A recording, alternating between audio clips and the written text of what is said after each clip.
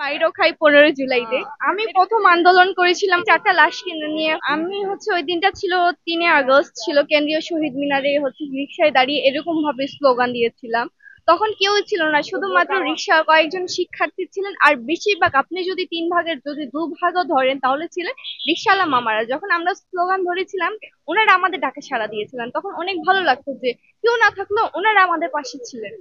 দীর্ঘ 1 বছরের যাত্রায় কিন্তু আমরা মনে করি যে ওনাদেরকে আমরা পাশে পেয়েছিলাম। ভালো লাগছে যে ওনাদেরকে পাশে পেয়েছি, আজকে রিটার্ন এই দিনটাতে ওনাদেরকে পাশে পাচ্ছি আর কি।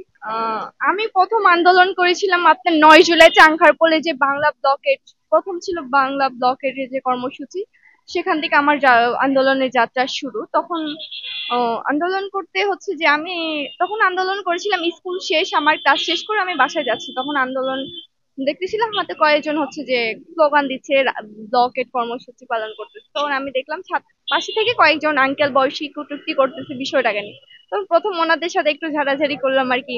এখন ওনারা খারাপও লাগতে পারে আর কি, বিষয়টা ওনাদের দেখে খারাপও লাগতে পারে, অনেক খারাপও ভাবতে পারে, কিন্তু তখন করার কিছু ছিল না। আমার মনে হচ্ছিল যে তখন প্রতিবার করাটা দরকার, তখন আমি করি। তারপরে হচ্ছে একজন আমার সাথে ঢাকা ইউনিভার্সিটির একজন ভাইয়ের সাথে পরিচিত হয়, সাকিবুল ধনী ভাই। ওনাকে বললাম, ভাই আমি কি স্লোগান দিতে পারি?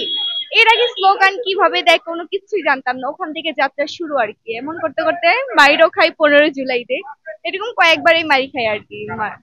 ছাত্রলীগ প্রথম তো ছাত্রলীগে ভাড়া করা গুন্ডা দিয়ে মারা হয় আমাদেরকে, প্রথম 15 জুলাইতে আর কি প্রথম মারামারি শুরু হয়। এরকম ভাবে এক একটা রাতে মানে অনেক ভাবে আন্দোলন করা হয়েছে আর কি। বাসায় ফিরতাম হচ্ছে যে বিভিন্ন মানে অনেক, তখন অনেক কঠিন ছিল পরিবেশ, মানে পরিবেশটা ছিল আমাদের অন্যরকম। তখন শুধু একটাই ধারণা মানে মাথায় ঘুরতো, কখন কিভাবে বের হবো, কেমনি কি করলে বের হতে পারবো সহজে। মা তো বের হতে দিবে না, বাবা তো আমাদের কাছে থাকে না, বাবা দেশের বাহিরে থাকে। ছোট একটা ভাই আছে, তখন ভাই সাপোর্ট দিত আর কি। মাঝে 2-1 দিন ভাইকেও নিয়ে আসি, পরে 15 জুলাই পর আর আনি নাই আর কি, যেহেতু মারামারি কাটাকাটি শুরু, গোলাগুলি শুরু, তখন আর ভাইকে আনা হয় নাই আর কি। তখন তো আমি পুরো লং টাইম আন্দোলন করছি, আমার কোনো আইডি কার্ড ছাড়াই, আমি কোনো পরিচয় দিতাম না আমি শিক্ষার্থী। আমাকে অনেক আমার সিনিয়ররা জিজ্ঞাসা বলতো যে সামিয়া তুমি তোমার আইডি কার্ড নিয়ে আসো, আমি কখনো আইডি কার্ড নিয়ে আসতাম না আমার সাথে করে। সবচেয়ে ভয়ঙ্কর ঘটনার রাত হচ্ছে আমার 4 আগস্ট। 4 আগস্ট যখন হচ্ছে যে ঢাকা আমার আনুমানিক 4:30 বাজে, যখন আপনার যাত্রাবাড়ি থেকে 3টা বডি আসে, যে গুলিবিদ্ধ মানে দেহ লাশ আছে। তখনও মারা যায়নি আর কি, তখন মেডিকেল আসার পরে এক এক করে 4টা লাশ মারা যায়।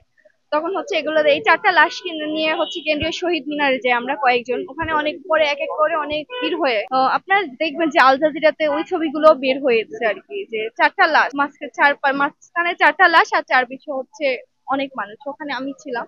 ওখান থেকে যখন 4টা লাশ নিয়ে আমরা হচ্ছে শাহবাগ থানায় যাই, তখন হচ্ছে ওখান থেকে আবার গোলাগুলি করা হয়। তখন মৃত লাশগুলোর উপরে আবার ফায়ার করা হয়। আমার কথা হচ্ছে একটা মানুষকে মারতে কয়টা গুলি লাগে? একে তো মারা গেছে, দ্বিতীয়ত হচ্ছে আবার গুলি করতেছে।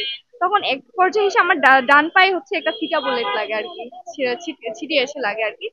তো ওই দিনটাই ছিল অনেক ভয়ঙ্কর ছিল। তখন আবার রিটার্ন করে আসাটা আমার মানে অনেক ভয়ঙ্কর ছিল, যেটা এখন বলে প্রকাশ করলে মানে প্রকাশ করার মতো না আর কি।